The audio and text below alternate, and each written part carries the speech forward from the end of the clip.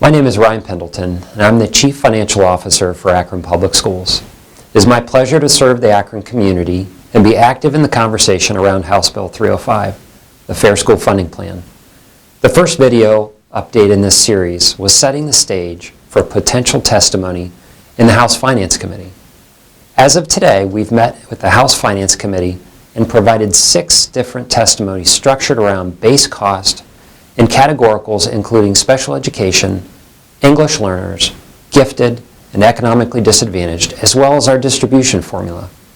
Remember, base cost answers the question, what does it cost to educate every child in Ohio, regardless of circumstance? And what does every district need today to operate?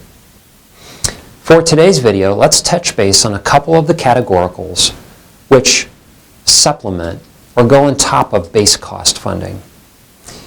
We are so thankful that the Ohio House Finance Committee has taken on this important school funding reform conversation. I am also grateful for the time and commitment the school funding work group membership under the leaderships of Representatives Bob Cupp and John Patterson has invested in this important project.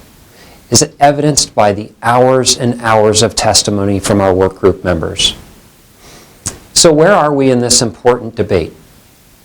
Seen in another video, the general consensus around our base cost model is that we knocked it out of the park. By and large, lots of discussion. In fact, 4 separate testimonies were provided to the House Finance Committee where by and large the base cost model was largely accepted.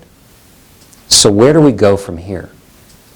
Let's talk about some important categories that layer on top of base cost.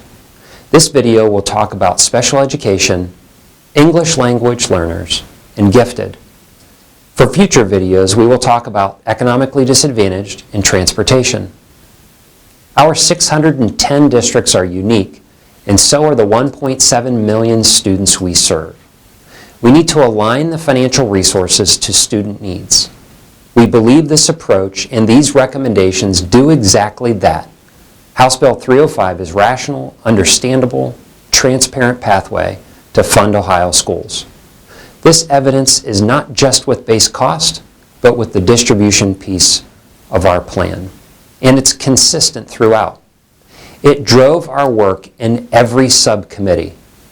The plan respects local control and sticks to our critical values that all students can achieve their greatest potential regardless of their economic circumstances. Special education students account for 14 to 15% of the students we serve in Ohio. Our current funding model is a per pupil dollar amount that's largely outdated for 6 separate categories of disabilities. These categories range from speech only, about $1,500 per student, to deaf, blind, autism, and traumatic brain injury, called Category 6, at almost $26,000. These funding numbers haven't been updated since 2014.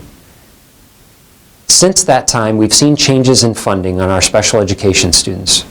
We have not been consistent with the base aid amount, and to remove possible parity issues and to be fair, we recommend returning to a multiplier of the base cost for the 6 categories of special education students.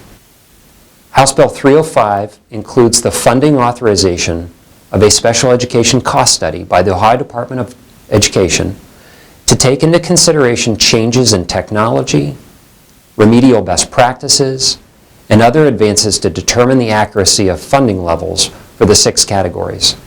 The last complete study was done in 2001 with updates in 2006 and 2014. The final recommendation for special education is full funding.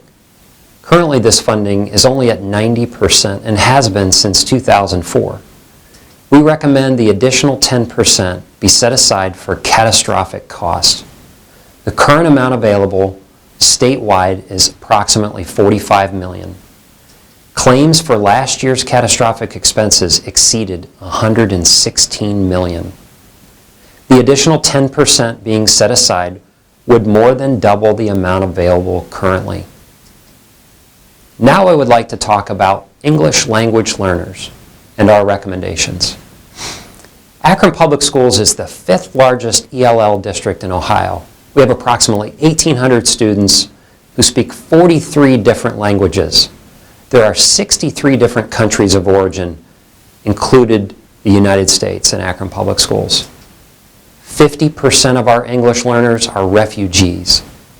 Some of the challenges that our EL students face daily include trying to learn English and academic content simultaneously while meeting our rigorous graduation requirements, passing state assessments, and understanding how to navigate the school system.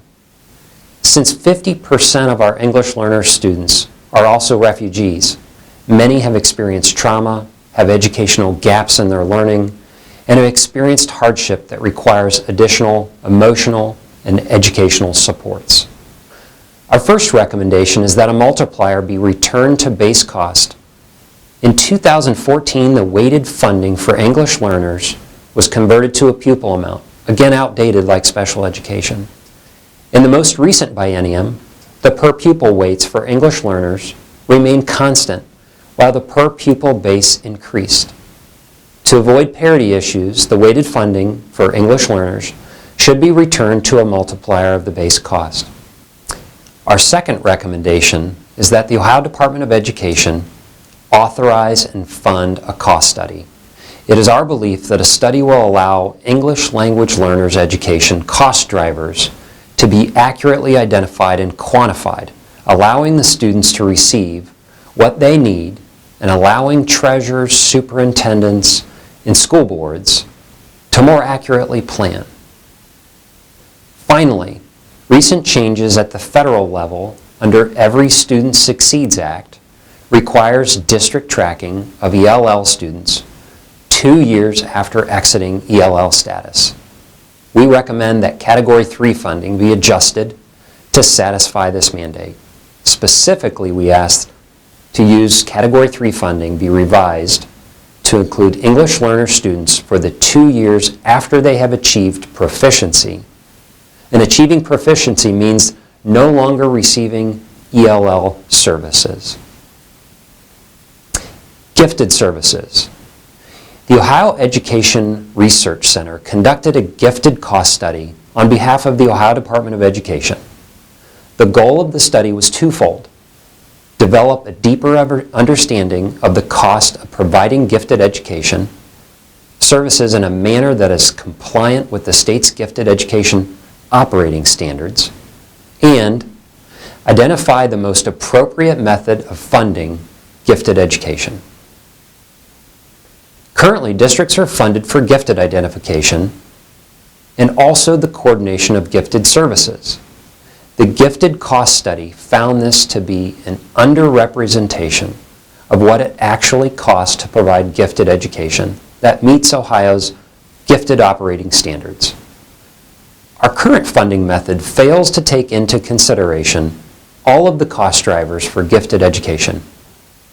Please join me in reaching out to our state legislators in the Ohio House.